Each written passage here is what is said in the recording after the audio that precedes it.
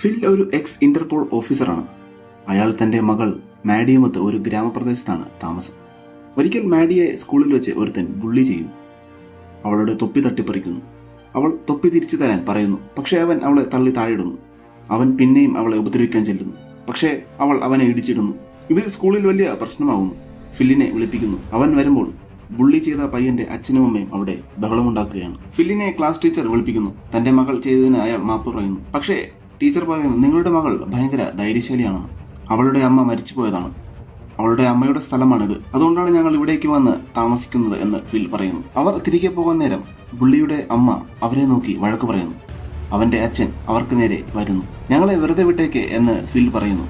പക്ഷേ അവൻ ഫില്ലിനെ തല്ലാൻ വരുന്നു. പക്ഷേ ഫിൽ അവനെ ഇടിച്ച് താഴെയിടുന്നു.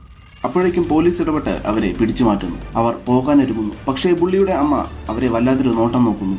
അവൾ തന്റെ ഗ്യാങ്സ്റ്ററായ സഹോദരനോട് ഇക്കാര്യം പറയുന്നു.